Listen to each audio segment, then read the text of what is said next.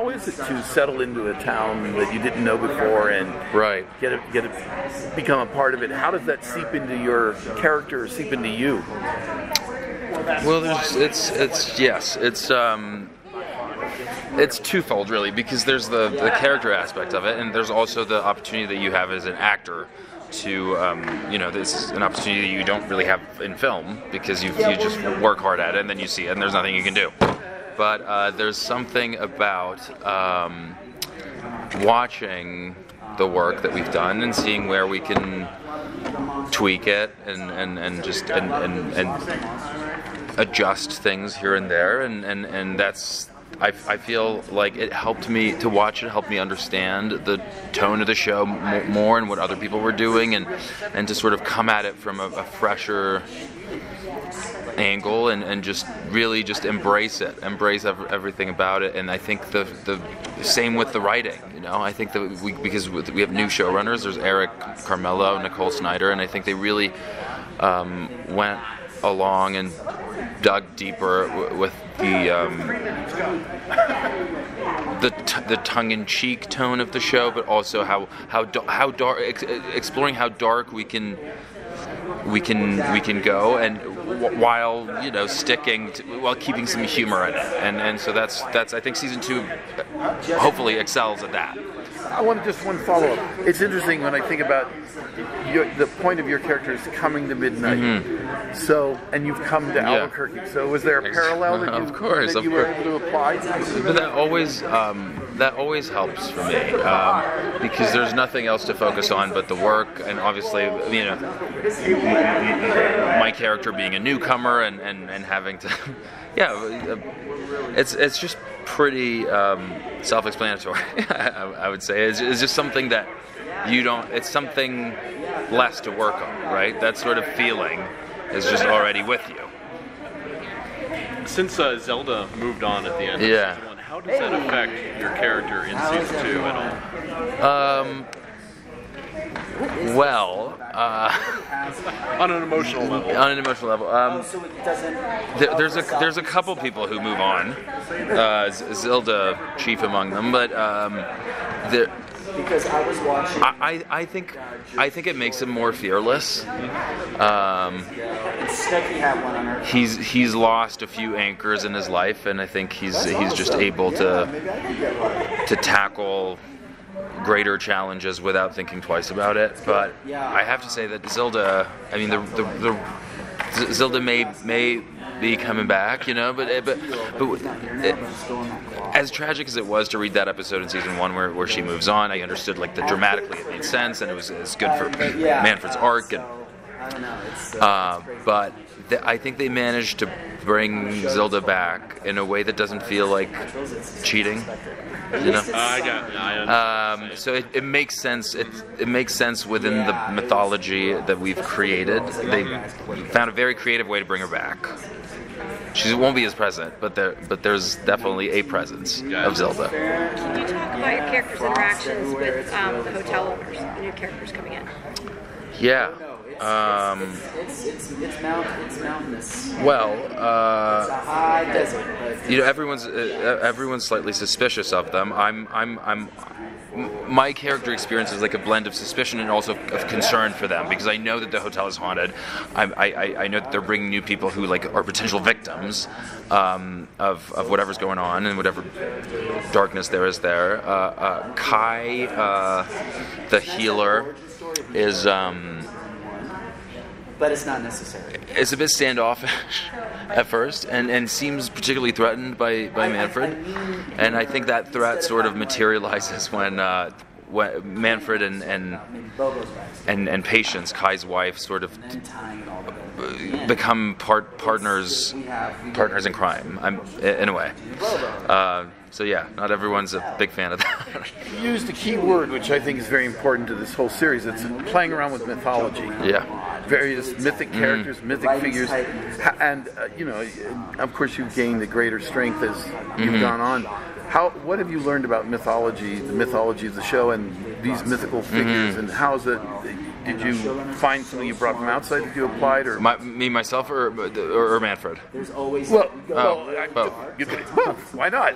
I was going to say, you in playing Manfred. And playing Manfred, yeah. Manfred used, but now I want to hear about you as well in terms of learning.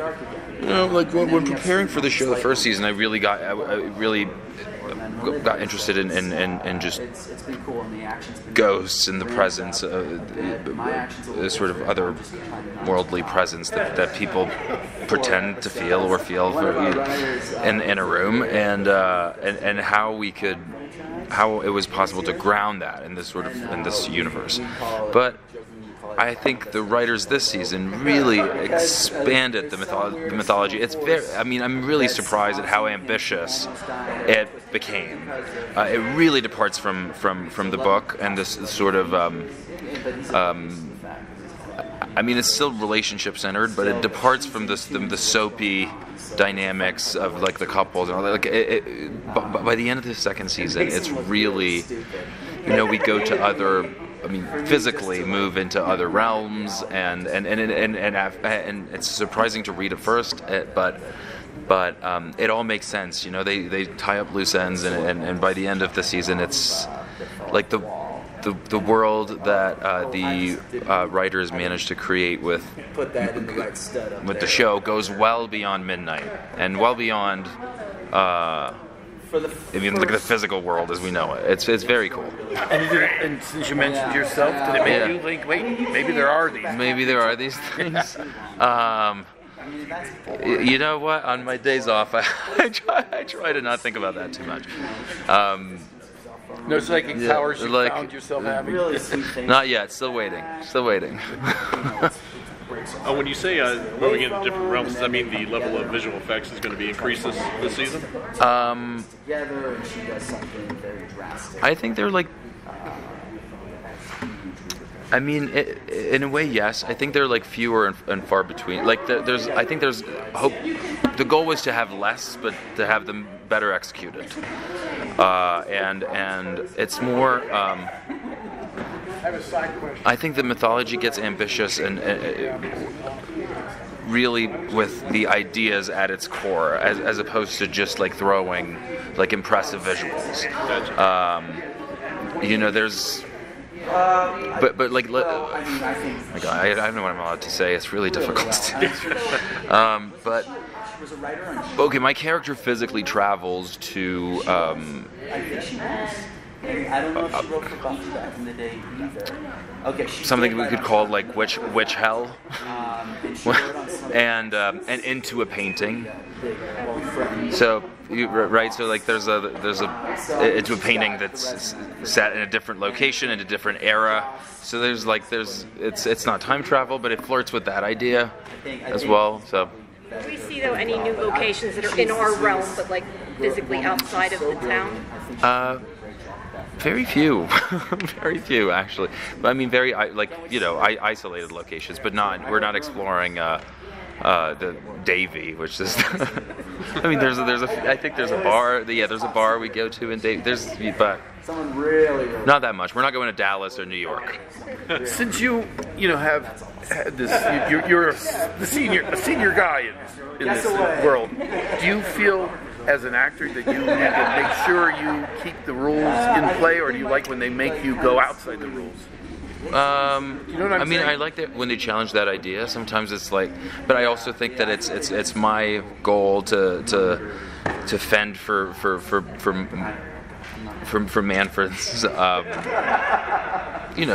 But yeah, we missed her. She did for Manfred to stay grounded and for everything to stay believable. Sometimes it's interesting when you have like visiting directors or to just go like, well, that you know more than they do about like certain aspects of that mythology. But do you find the whole idea of these ensemble shows really fascinating because it changes the way shows kind of go? It kind of allows you to go in all kinds of different directions you don't expect. Is that sort of an exciting process for you as opposed to something that's a bit more focused and focus on one on one idea or one person, or here things can go off in different directions. I mean, yeah, you just have to go along with the ride. It's not like you really have to stay open-minded and ready for anything they throw your way. It's not like like a film you can prepare from start to finish. Act 1, 2, and 3, or like a play. But that's just the nature of television as well. I guess like this lends itself to more surprises than other shows, but I think that's just what TV is like. If it, how has it changed you as an actor?